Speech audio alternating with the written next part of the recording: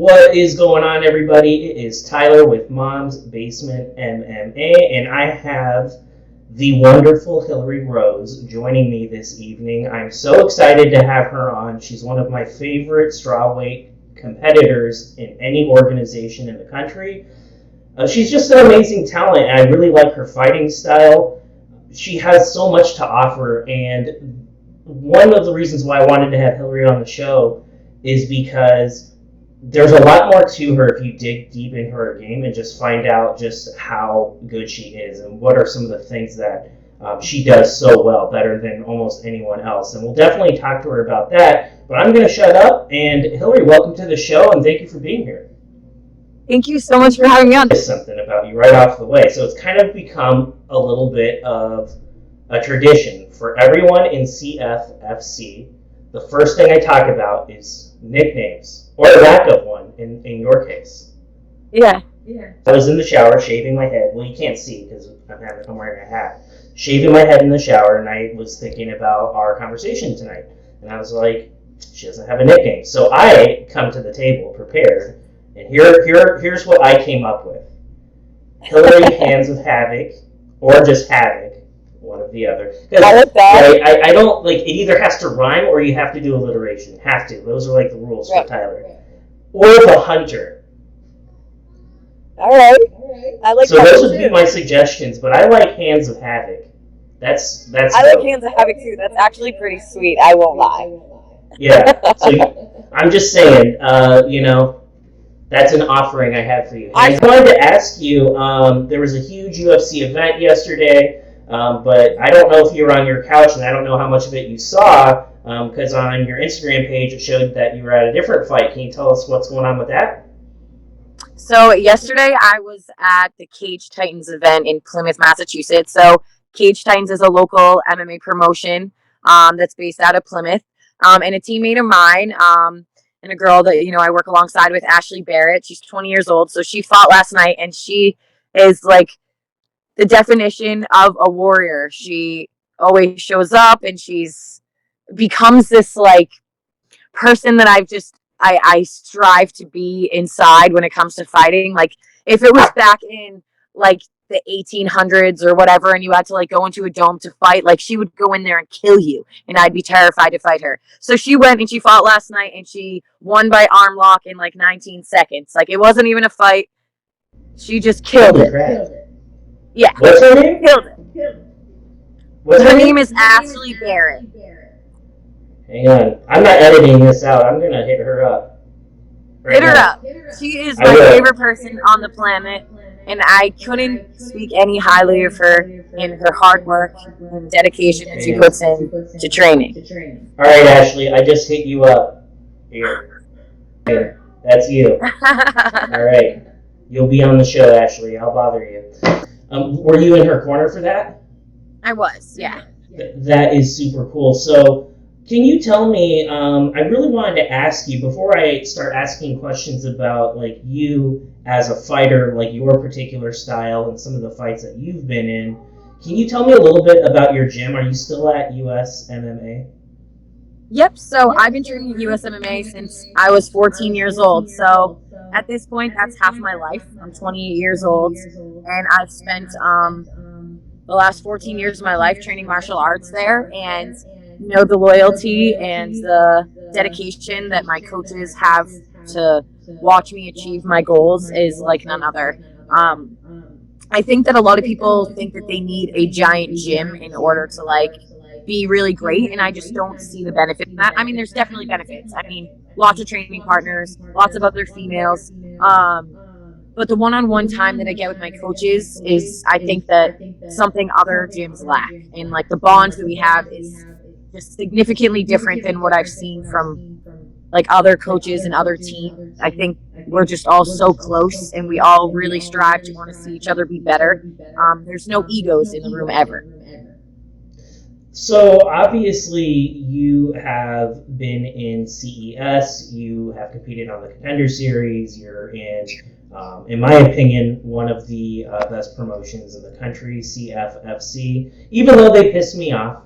They pissed me off because they didn't like some of the videos I put up, and I put them up there anyway. So CFFC, like, Hilarie, don't say anything. It's okay. This is just Tyler speaking, not Hilarie. CFFC, like, you guys need to stop being haters and, like, stop reporting all my videos that I'm putting out because it's a promotion. So, chill out, chill, and let me do my thing. Anyway, rant over. I did want to ask you a little bit. So, like, you have a very well-versed fight career, and you're probably somebody that you get your brain picked a lot, I'm sure, by a lot of like the folks on the amateur scene, regional scene, etc. Can you tell me a little bit about, you just mentioned that you were in Barrett's Corner. Is that something that you do frequently? Are you involved with the AMIs very often? Yeah, I mean, I'm definitely involved with the amateurs. As of now, I'm the only professional fighter at my gym. So everyone else that I train alongside who is fighting or is an up and coming fighter and just hasn't had the opportunity to fight yet. I mean, obviously with COVID and things like that, some things have kind of been held off for some people, but yeah, and I like to think of myself as not so much a role model, but someone that they can ask questions. Like, I've obviously been in more fights and have a little more experience and time in the cage. So I like to think that I have good feedback for obviously the amateurs, especially, obviously Ashley being a female, I want to help her do the things that I didn't do until later. So like, she's young. My first MMA fight was at 22. She's 20 years old. She's already had a good amount of fights, whether that's kickboxing, Muay Thai, MMA. So she's well-rounded already. And it's just, I want her to do the things that I didn't do. Is she 15 or 25? She's 15. Oh, okay. Well, that's super cool. And I always like asking a little bit about the gyms. And I need to start asking that question more often. And I'm really happy that you talk about your gym and you're like, yeah, I've been there for a long time. I'm happy there. No reason to change it up. The reason why I mentioned that, about, I don't know, 6 to 8 weeks ago, I had Anthony Smith on the show. And one of the things that he was talking about is he's like, there's a tendency for a lot of fighters out there.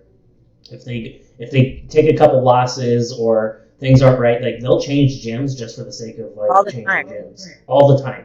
And he's just like, the problem 9 times out, like, he's like, sometimes it does make sense to change a gym if you're trying to like work on a specific thing for a specific opponent.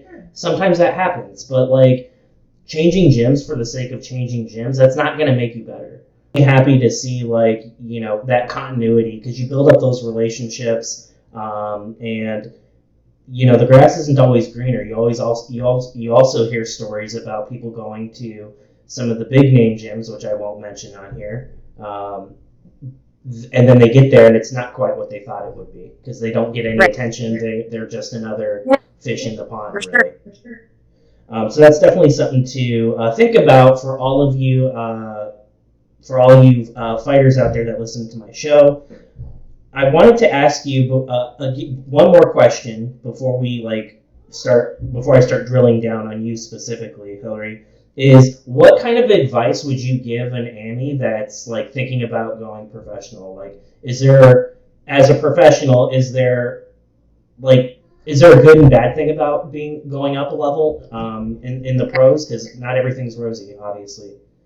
I would suggest that a lot of people, win in a row and then they go pro. I think that experience is so important. I think that doing Muay Thai fights, doing kickboxing fights, doing grappling events, being an amateur and getting in the cage and getting the experience is so important. I mean, I had 8 amateur fights and I wish I had more. You know what I mean? There's still times as a professional that I'm in the cage that I don't feel like fully aware of being in the cage. Experience is experience. The more experience you have, the better you are. Like, for example, I fought that chick Cheyenne on Contender Series. Great fighter. Great. I like her. She's really likable. I mean, her and I shoot the shit all the time. But like, she had like 18 amateur fights, and that's like a smart thing to do. And a lot of her amateur fights were like girls who are in the UFC right now. So, I mean, I think getting experience before you go pro is really, really important. I had 8 fights, that's a decent amount of fights, but like, I would have went to 12 fights if my coaches let me, but they said, you are at a level where I think you could go pro and do a good job and, be successful. And, obviously that was my decision, but I think that there's a lot of amateurs that just like go pro and then they aren't successful, and it's sad, and then they have like a short-lived career, and I don't want that to happen. Or they go pro and do well on like the regional scene, and then they get in over their head too quick. Right. There are some fighters, and I've already like talked. I won't say talk shit. I've been a little critical of. So I won't name them again. But there are some fighters that are competing in the UFC that are very young, and they probably shouldn't be there. And I'm not saying that because I'm a hater. I'm saying that based off of like what we see, and it's like, no, like you're good. I want you to leave the UFC, go back, and then stay on the regional scene for a couple of years because you're so young. Learn and then come back. Like the UFC is not going anywhere, and I think sometimes that's kind of like a cautionary thing that I would probably ask people to consider. The fighters that listen to the show, Tyler is not a fighter, obviously, but I talk to a lot of fighters, and the folks that have been in the game for a long time, they all say that more often than not. Like, hey, like there is value being on the regional scene. Experience is everything. Absolutely. So I wanted to start asking you questions. For anyone that hasn't checked out the fight breakdown video I did of Hilarie, be sure to check that out. It is on my YouTube page for now. We'll see. So if it's not there by the time you watch this, I don't know what to tell you. Tough shit, I guess. You gotta be quicker. One thing that I really like about you, I like your striking a lot. I like your footwork, you're patient, and I like your jiu-jitsu. And when you fought Elise Reed in May, I thought you had won that fight on almost 2 different occasions in the first round. Yeah, I know. It's a little early of a stoppage. Yeah. 3 seconds left in a title fight. I wasn't bleeding. Yeah, I tend to agree. I think you got Matino'd. I love that guy. I'm so happy. Chris, if you're listening to this, couldn't be more happy. It was awesome. It was cool to watch because that kid had so much heart and just kept walking forward. Yeah, and he got, come on, Herb. I mean, with literally 27 seconds left, that kid fought his heart out that whole time. What is 27 seconds more? No. He was still walking forward. Like, there wasn't anything in the fight. Like, exactly. Like, he was advancing. Like, he wasn't... I could understand if he was, like, staggering back and, like, his hands were, like, at his waist, but that he was walking forward. And Chris is like Korean Zombie. Like, he's going to get tagged, but that's just how he fights. Like, if you look at his fights, he gets tagged a lot. Yeah. But that's just how he fights. Because he's like a... Yeah, and I love that guy. Him pushing Sean back that whole time never gave Sean the opportunity to, like, plant and throw his punches that, like, know somebody else. You know what I mean? And he, for the most part, took away Sean's legs the entire fight because he closed that distance so well. He kicked them. It was awesome. I thought, you know what, like, there's more to fighting than, like, what somebody's record is, and to me, Chris won the fight. He showed up, no camp, no notice, threw his name out there, YOLO, and he showed up, and what a dog. What a fucking dog. And he got the respect. He earned the respect of the world in that fight. And he got a bonus. Good for him. Yeah. I mean, damn right. He deserved it. Yeah, fucking right. And I'm glad it was 75. I mean, obviously, I know that's not going to be what he is going to see in his bank account because, you guys got to pay everybody and you got to pay the taxman and stuff. I get that. But, hopefully that helps him out because he just quit his job not that long ago. And you know what? I like, you are another Chris.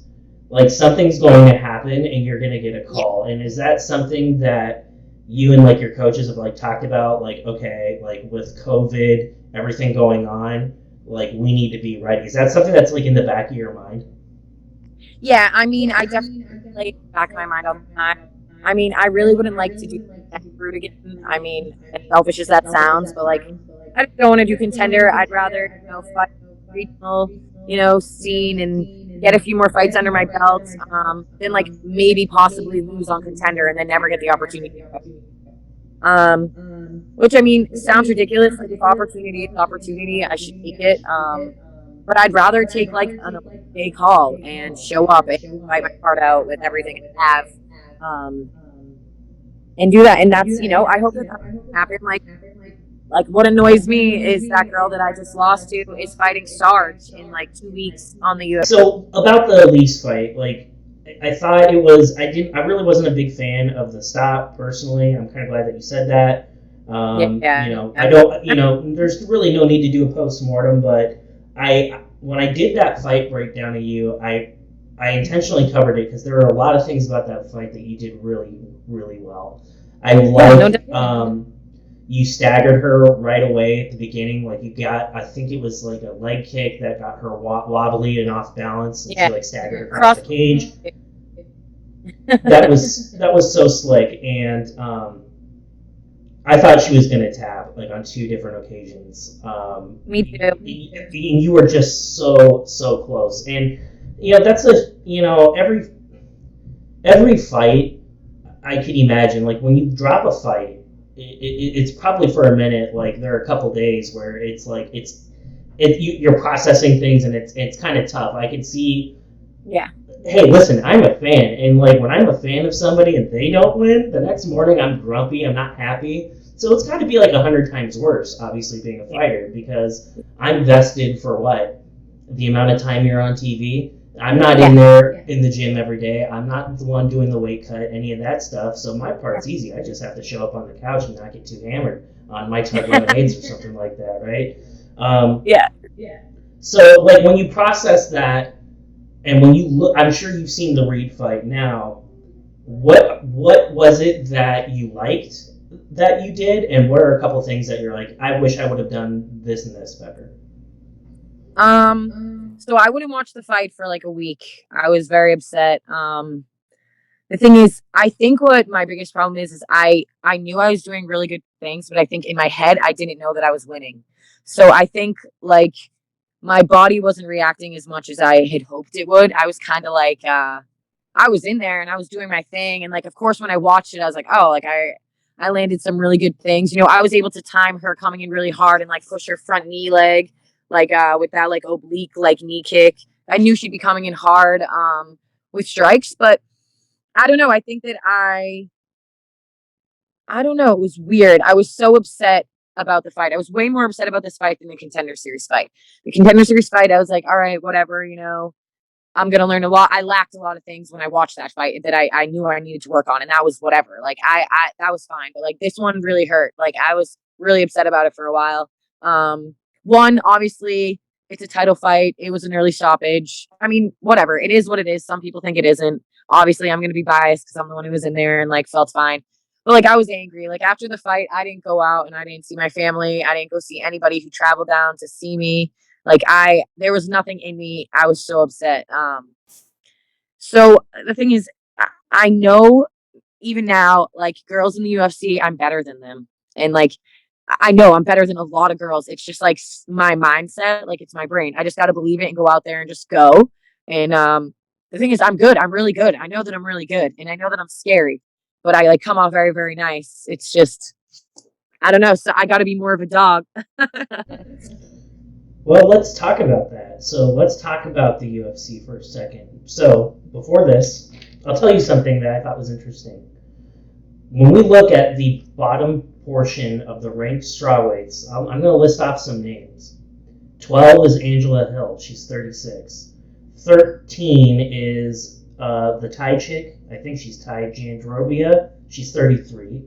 14 is that Brazilian Lemos, she's 33.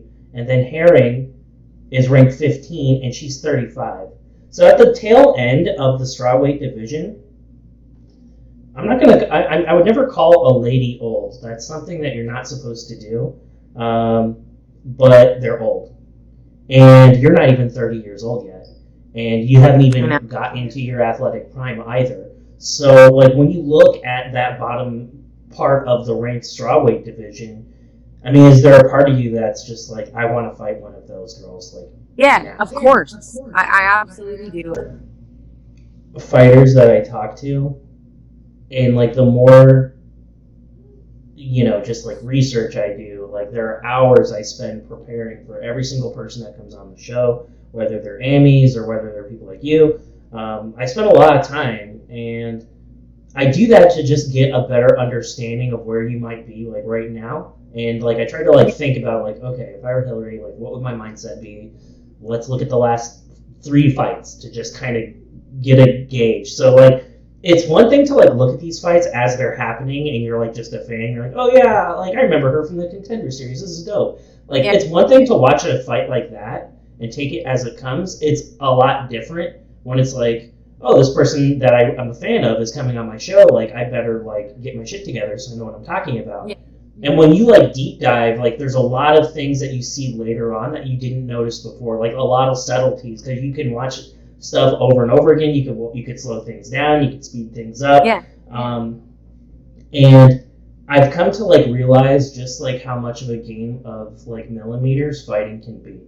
Like, for sure. In your case, you are, like, a millimeter away, or on any other day, like, Reed is going to tap out on both occasions to both of those things. Yeah. I'm not going to take away anything from her. I think she's a great fighter. But I want to say, like, 99 times out of 100, both of those submissions are getting locked in, and on any other day, you're tapping.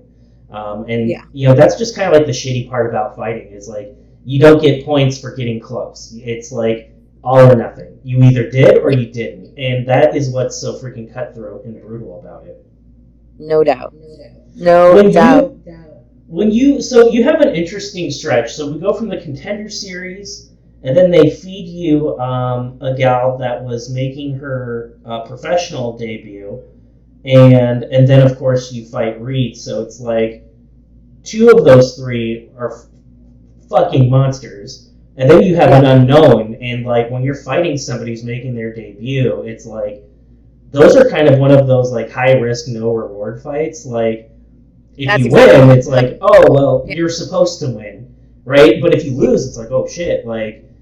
I wasn't scared to fight Elise, but, like, the debut fight, I'm like, oh, I was supposed to fight Jamie Colleen, who's, like, a girl from Philadelphia or Jersey, and then, like, she tore ACL, so then they, like, asked my manager and my coaches a few names, and then they said that. Yeah, I mean, it's your coach that makes that decision, not you. Yeah, for sure. You know, it's like, you know, I would imagine, like, your coach is like, hey, here are the names and this is who we're taking. You're like, oh, okay, I guess I'll show up. They're like, I'm in. Yeah. Arnett was the gal's name, right? For the girl that was making her debut. When I watched that fight, I can tell why a lot of people like her, and, like, she's talented. Like, she showed some flashes of, like, things that, like, her striking is pretty good, but her inexperience, especially as the fight progressed, started to show, and that wasn't like. It's not me, like, trying to be critical of her. I think she's talented, but, like, your experience. And your fight IQ is, like, here, and hers is where somebody making their professional debut would be. So from her perspective, I mean, if I were, like, her coach, I'd be like, Hilarie Rose, like, fuck that, we're not taking that fight. I said to her when I met her, like, hey, taking the fight, like, I appreciate short notice, and, like, she was very nice. She's like, oh yeah, no, I'm excited to fight. Like, okay, cool. Well, I'm surprised because, like, if I were her coach, I would have been like, no fucking way, we're not fighting her.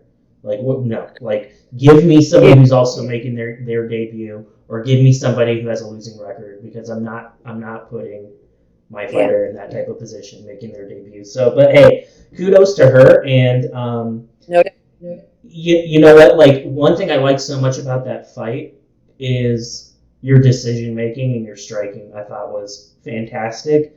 Fighters tend to have really good poker faces. When you kicked her in the liver, she did not. And I'm sure for you, it was just kind of like, oh shit, I haven't seen this in a minute. I haven't seen somebody that I know I've heard confirm in the ring as we're fighting that they are also hurt. And, like, it was, there was, like, blood in the water and you're the shark. Like, you just went in for the kill because you knew you had hurt her. I knew with Alana I'd probably have better striking. It was more just once I was in there, I realized I didn't need to go to the ground and I could just kind of pick the pace and pick the strikes because I could visualize her openings. So I could see, she wanted to take me down so bad. Her front leg was so heavy, that's why I could just keep kicking. So it wasn't that I was practicing that, I could just see what was actually happening right in front of me. You, what I liked so much about the fight is like, I said it a couple times, the decision making. So she gets on the ground, you already heard her, and a lot of people would have just jumped right on in and like tried to like hammer fist or whatever. People would get excited and pounce like a puppy on her. But you just sat back and you're just like, okay, then I'm just gonna keep blasting this girl in the leg then until she starts standing up. And that was fantastic. It's easy to like when you're on your couch watching a fight, it's like it's easy to be like, oh yeah, like I would have done that too. But like if I'm like in the ring and my adrenaline's going, like there's a part of me where it's like I don't know if I would like be thinking like this. I would be just like reacting and like doing. Yeah. So is that like something that you had to work on? Like how do you program somebody to like? I know that's probably a tough question to probably try to answer, but like how do you like make decisions in the ring? Like is there something like mentally that you have to do to prepare for that and to like hone in on that type of stuff? Because I think there are people that just react, and then there are people that like have the ability to make those like in ring adjustments. I think that sometimes it depends. Like sometimes I think that you can take advantage of like empty time when there's time where like you can dictate that, like, oh, okay, this girl's down, like I can feel that I'm picking the pace on the feet, I'm gonna make her get up. Or like from the start, like the first thing my coach ever told me is you don't stop until the ref pulls you off. So like regardless of if that girl was on her back or standing up, I was just gonna keep going until the ref decided that's enough, or that she decided it was enough. I think sometimes it depends. Like, again, going back to the Cheyenne me fight, Cheyenne knew I wanted to maybe grapple. And when I was on my back, she's like, get the fuck up. Like, I'm not going to fucking chill here with you. You want to grapple. I think that when you're so hyper aware of what's going on, then you can kind of make that decision. But sometimes you try to make those decisions and then bad shit happens too. So, you give up position to try to gain something that you think is going to work, and then it doesn't. So yeah, it's definitely a practice thing. I think that you practice that in the gym, but it also has to be like instinctual. Like you just kind of have to feed that in your brain because, practice is practice. And when you have teammates, teammates are doing their best to try to simulate who this person is going to be, but nobody is actually that person ever. So, you can prepare for one person and somebody else might show up. So, it's instincts and being, aware. Which is why being an amateur for a little while is really important, and why nobody should be in a hurry. Yes. Again, no, don't rush.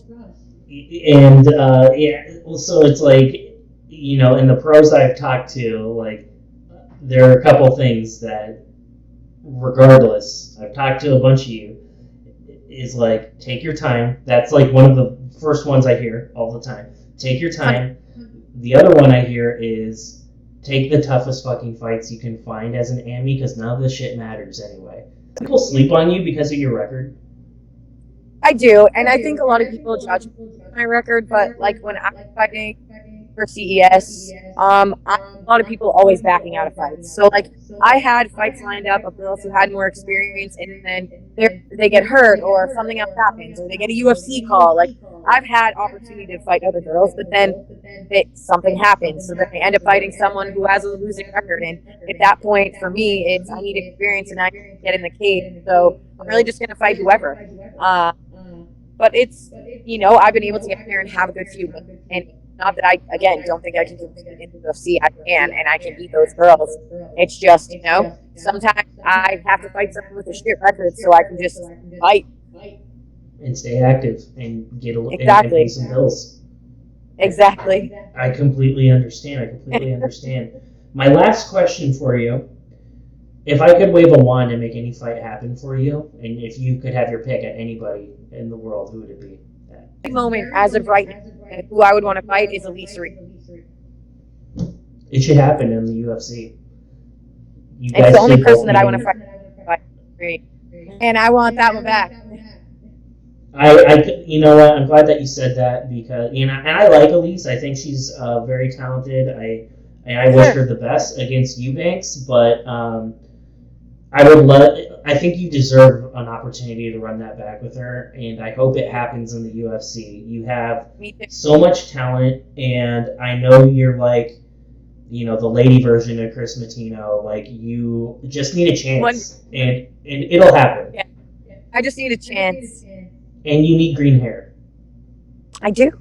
Fantastic. Ladies and gentlemen, Hilarie Rose, look at her face right now. I'm going to just kind of, I don't know if you guys can see my mouse, but you will see this face in the UFC very soon. Thanks for your time.